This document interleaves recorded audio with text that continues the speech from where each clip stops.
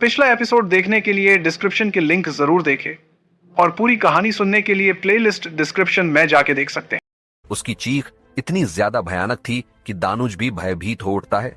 उस शांत अंधेरे कमरे में छिपी अदृश्य आत्माएं भी मृत्युंजय की चीख सुन डर कर भाग जाती है। कुछ पल बाद मृत्युंजय उन सभी मृत शरीर को देखते हुए क्रोध से कहता है, मेरी सेना में कायरों का कोई स्थान नहीं, और ये सभी अंगरक्षक कायर थे जो अपने प्राण बचा युद्ध से भाग आए। इन्हें क्या लगा मैं इन्हें क्षमा कर दूंगा या इनके प्राण बख्श दूंगा? कभी नहीं।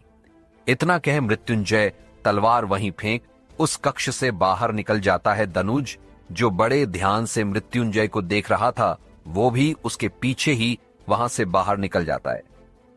कुछ देर बाद दोनों ही मृत्युंजय के कक्ष में मौजूद थे और दोनों ही बैठे मदिरा पान कर रहे थे।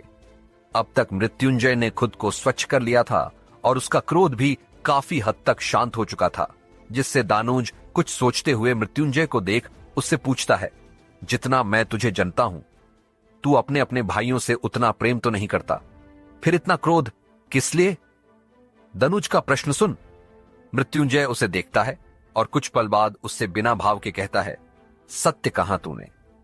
मुझे अपने भाइयों से लगाव नहीं जितना अपने उद्देश्य से है। इतना कह मृत्युंजय अपने पात्र में मदिरा भर उसे पीते हुए आगे कहता है, मुझे क्रोध इस बात पर आ रहा है कि इस धरती पे कोई है जो हमें रोकने की सामर्थ्य रखता है। हमारे उद्देश्य में सबसे बड़ा बाधा बना है। कोई है जो हमसे भी ज्यादा शक्तिशाली है। मृत्युंजय अपनी लाल आंखों से दनुज को देख आगे कहता है, वो राजकुमारी जिसकी शक्तियों का अनुमान मुझे भली भांति था, किंतु यह नहीं पता था कि वो इतनी शक्तिशाली है कि उसने मेरे भाई तक को मार दिया। वो भाई जिसने पाताल लोक के अनेक असुरों राक्षसों को अपने बल और शक्ति से पराजित किया था, वो भाई धरती पे रहने वाली एक राजकुमारी के हाथों मारा गया, और मेरा एक योद्धा जो मेरे उद्देश्य की पूर्ति हेतु आवश्यक था, वो कम हो गया। मृत्युंजय की बात सुन दनुज उसे आगे कहता है, तू तो राजकुमारी का सामना आसानी से कर सकता है, फिर तुझे किस बात की फिक्र है? दनुज की बात सुन मृत्युंजय उससे कहता है, इस युद्ध में हम दोनों ही बराबरी पर है। जितनी संभावना हमारे युद्ध जीतने की है, उतनी ही संभावना राजकुमारी के भी है। किंतु इतना कह मृत्युंजय चुप हो जाता है, जिससे दानुज उसे पूछता है, किंतु क्या? दनुज का प्रश्न सुन मृत्युंजय उससे आगे कहता है, किंतु उस ईश्वर का कोई भरोसा नहीं। वो कब अपनी चाल चल दे कोई नहीं जानता, और हमारा उद्देश्य अपूर्ण रह जाएगा। इसलिए हमें हर तरह से शाम दाम दंड भेद का प्रयोग कर इस युद्ध को जितने ही होगा। मृत्युंजय की बात सुन दनुज अब आगे कुछ नहीं पूछता, क्योंकि वो समझ चुका था कि मृत्युंजय ये युद्ध को जितने के लिए क्या क्या करने वाला है, जो शायद राजकुमारी के लिए बिल्कुल भी ठीक नहीं होने वाला था।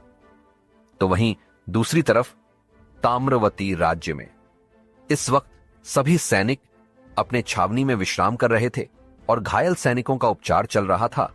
राजकुमारी कुछ वैद्य संग सबका उपचार करने में व्यस्त थी। तभी राज्य के दूसरी ओर से तेजी से चीखने चिल्लाने की आवाज उस शांत वातावरण में गूंज उठती है। वो आवाज इतनी भयानक और दर्दनाक थी कि सभी उस ओर ही देखने लगते हैं। उस आवाज को सुनकर राजकुमारी कुछ सैनिकों के साथ उस ओर बढ़ जाती है, और जब वहां जाकर देखती है तो उनके सैनिक जो कारागार की रक्षा कर रहे थे, वो सभी घायल अवस्था में नीचे पड़े थे। उस कारागार में कैद सभी कैदी भी मरे जा चुके थे। ये सब देख राजकुमारी हैरान हो जाती है। तभी उनकी नजर एक शख्स पे पड़ती है जो ताम्रवती के राज्य की सीमा की तरफ बढ़ रहा था। ये देखकर तो राजकुमारी क्रोधित हो उठती है और उस व्यक्ति के पीछे चली जाती है। तो वहीं वो व्यक्ति जैसे ही राज्य की सीमा को लांघ उसके अंदर प्रवेश करने को होता है, उससे पहले ही वो कुछ दूर जा गिरता है। इसके बावजूद भी वो व्यक्ति एक बार फिर खड़ा हो उस ओर बढ़ता है। तभी उसे किसी की आवाज सुनाई देती है, रुकिए राजकुमार, आप राज्य की सीमा लांघ कर अंदर प्रवेश नहीं कर पाएंगे।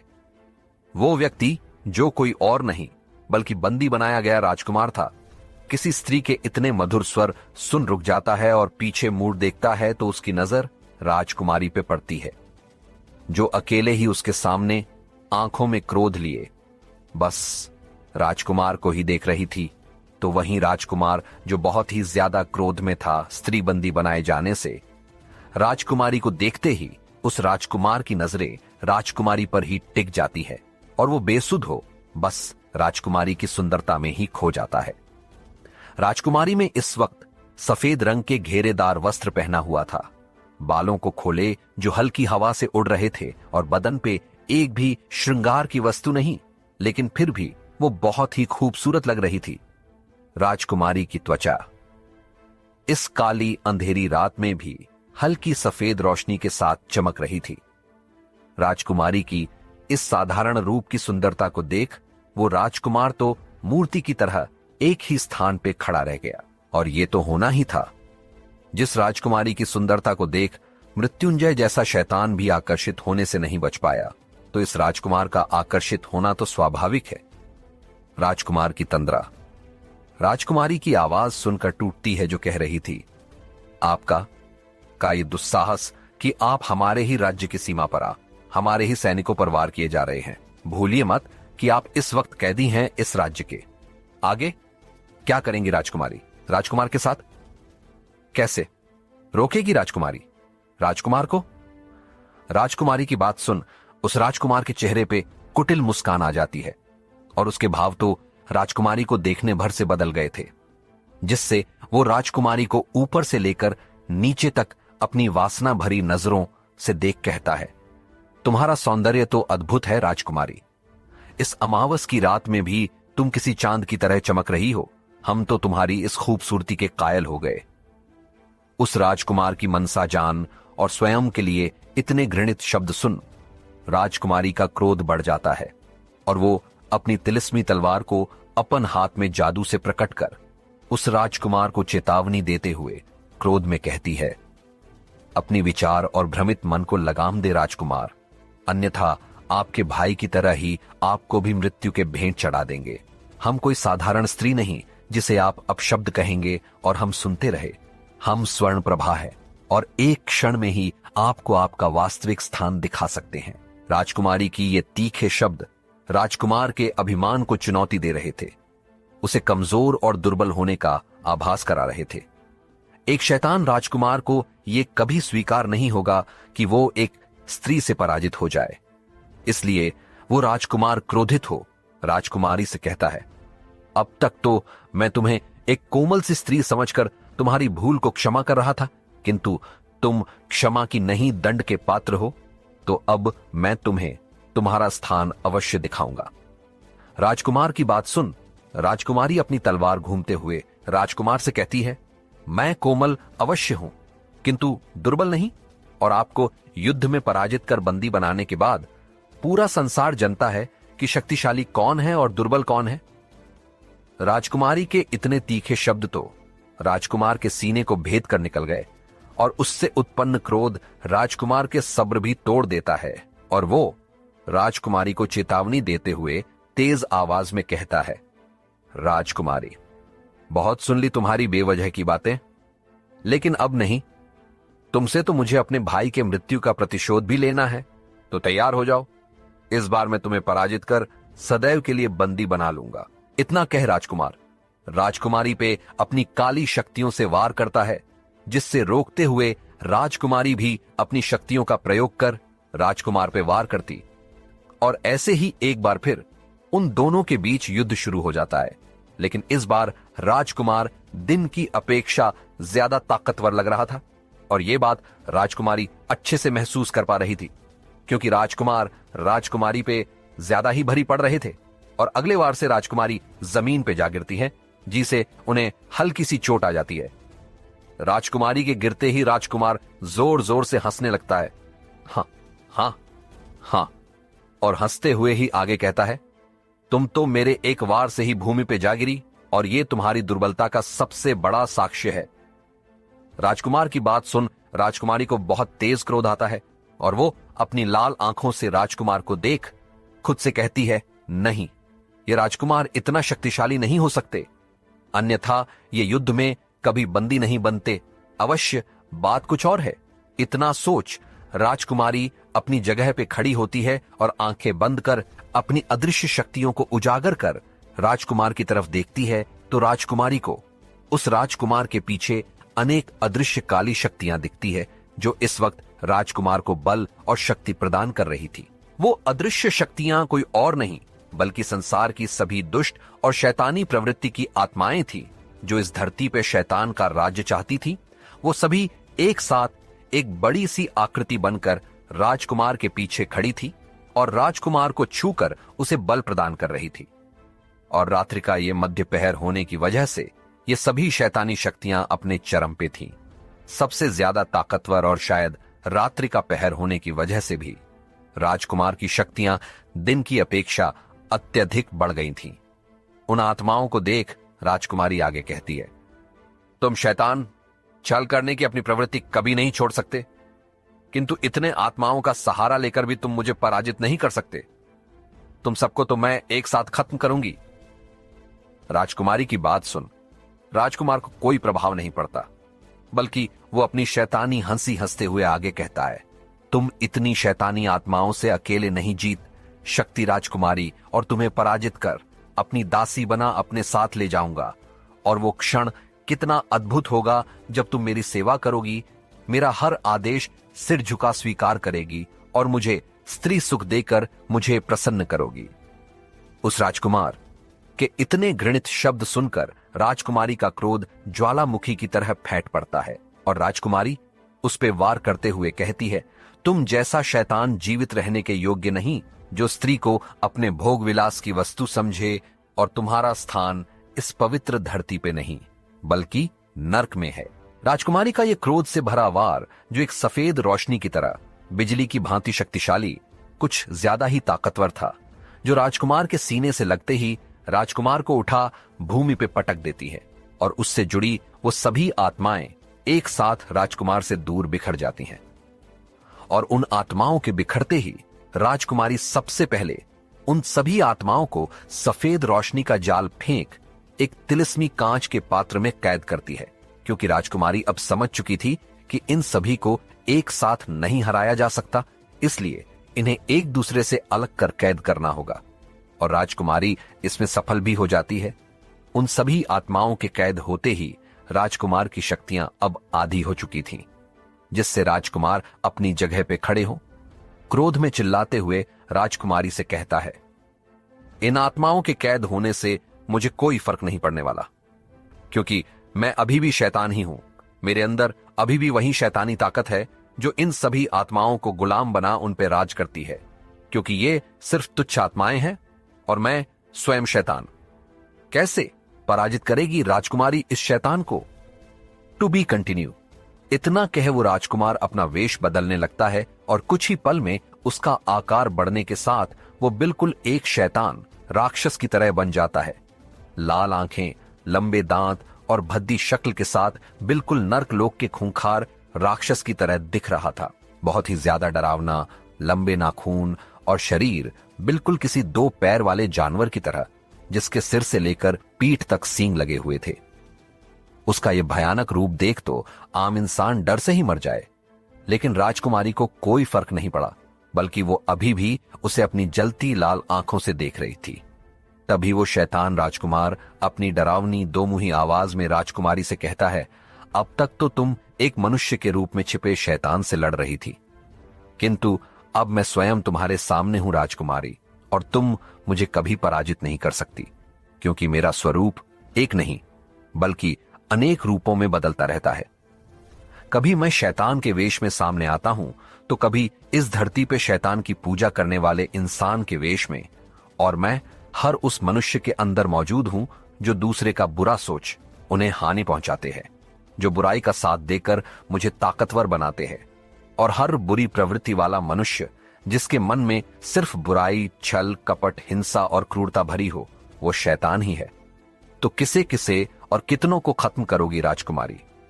मैं तो अनेक हूं, और इसी के साथ ये अटल सत्य है कि शैतान कभी नहीं मर सकता और ना ही इस धरती से बुराई कभी खत्म होगी। उस शैतान की बात सुन राजकुमारी भी लड़ने के लिए सक्रिय हो उसकी आंखों में देखते हुए कहती है, बुराई का अंत करने के लिए किसी शक्ति या बल की आवश्यकता नहीं, उसके लिए तो बस सच्चे मन से ईश्वर का नाम लेना ही पर्याप्त है। और बुराई अपने आप ही समाप्त हो जाती है। किंतु तुम्हारी मृत्यु के बाद शैतान की संख्या इस धरती से अवश्य कम हो जाएगी। राजकुमारी का यह तीखे और सटीक जवाब सुन वो शैतान राजकुमार क्रोध से दहाड़ता है, जिससे आसपास के सभी पशु पक्षी भयभीत हो उठते हैं और वहां मौजूद आमजन भय से कांप जाते हैं, क्योंकि उस शैतान की दहाड़ सच में भयानक थी।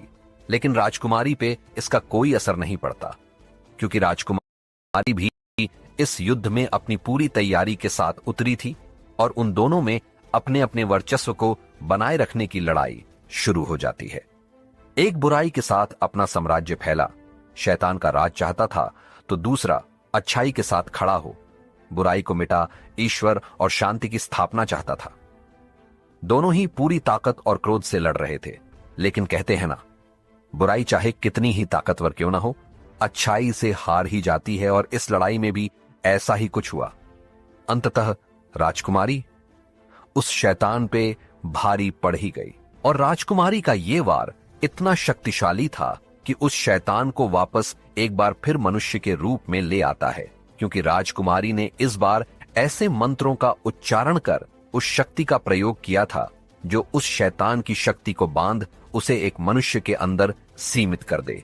और वो शैतान राजकुमारी का ये वार संभाल नहीं पाता और दोबारा राजकुमार के वेश में जमीन पे गिर पड़ता है। वो राजकुमार काफी घायल हो चुका था, उसके पूरे शरीर पे चोट आ गई थी, जिससे रक्त भी बहने लगा था, लेकिन उसकी आंखों में भय का एक कतरा तक नहीं था। राजकुमारी उसके समीप जा क्रोध से उसकी आंखों में देखते हुए उससे कहती है, स्त्रियां पुरुषों से दुर्बल नहीं होती और ना ही मनोरंजन का साधन होती है, और यह बात आज तुम्हें बहुत अच्छे से समझ आ गई होगी। राजकुमार इतना कह राजकुमारी उस राजकुमार की बिना कोई बात सुने अपना तिलिस्मी तलवार उसके सीने में उतार देती है, और उस तलवार की तिलिस्मी शक्ति के प्रभाव में राजकुमार तड़पते हुए कुछ ही देर में प्राण त्याग देता है। उस राजकुमार के मरते ही वो भयानक काली रात और भी गहरी और काली हो जाती है। आस लग रहा था जैसे सभी काली शक्तियां उन दोनों राजकुमार की मौत का मातम मना रही हों, क्योंकि अब तक जो तेज हवाएं और बिजली की कड़कड़ाहट बदलों के बीच गूंज रही थीं, वो एकदम से शांत हो जाता है और चारों तरफ सिर्फ सन्नाटा ही फैल जाता है। इतना कि अपने क्रोध में चलती तेज सांसों की ध्वनि राजकुमारी को साफ सुनाई दे रही थी। कुछ देर बाद राजकुमारी अपनी तलवार राजकुमार के सीने से निकल लेती है, और इसी के साथ मौसम का रुख एक बार फिर बदल जाता है, और अब पहले से भी ज्यादा तेज हवाओं के साथ बदल गरजने लगते हैं। और कुछ ही देर में राजकुमारी वापस अपने छावनी में सैनिकों को आदेश देते हुए कहती है, राजकुमार के मृत शरीर को तमस राज्य की सीमा तक पहुंचा दिया जाए। ये आदेश दे राजकुमारी राज्य की सीमा में प्रवेश कर महल की ओर बढ़ जाती है, तो वहीं उनके सैनिक भी राजकुमारी के आदेशानुसार राजकुमार के मृत शरीर को तमस राज्य की सीमा पर छोड़ आते हैं। और वहां जब तमस राज्य के सैनिक राजकुमार के मृत शरीर को देखते हैं, तो हैरानी से उन सभी की आंखें बड़ी बड़ी हो जाती हैं, और एक अनजना डर सबके चेहरे पे दिखने लगा था। लेकिन फिर भी वो सभी हिम्मत कर राजकुमार के मृत शरीर को उठा महल की ओर बढ़ जाते हैं, और कुछ देर बाद एक बार फिर महल में हाहाकार मचा हुआ था। सारी प्रजा रोने के साथ राजकुमार के मृत शरीर, जो कि महल के बाहर ही रखा हुआ था, उसके आसपास खड़ी थी, और सभी राज परिवार के सदस्य भी वहां मौजूद राजकुमार को देख रहे थे। किंतु इस बार कोई कुछ नहीं कहता। सब आंखों में क्रोध लिए अंदर ही अंदर प्रतिशोध की अग्नि में जल रहे थे। दैत्यसुर, उस राजकुमार की मां रानी मंदिका, मृत्युंजय और बाकी सभी भी वहीं मौजूद थे, लेकिन किसी के भी आंखों में आंसू का एक कतरा तक नहीं था। रानी मंदिका का भी हाल रानी कर्णमोहिनी की ही तरह हो चुका था, और रानी मंदिका के लिए भी अब राजकुमारी से बड़ा कोई शत्रु नहीं था, जिससे वो भी मन में क्रोध लिए राजकुमारी के अंत की योजना बना चुकी थी, और कुछ ही देर में राजकुमार का विधि पूर्वक अंतिम संस्कार कर दिया जाता है। तो क्या होगा? अगला एपिसोड देखने के लिए डिस्क्रिप्शन की लिंक जरूर देखें, और ऐसी ही रोमांचक कहानी के लिए सब्सक्राइब करें।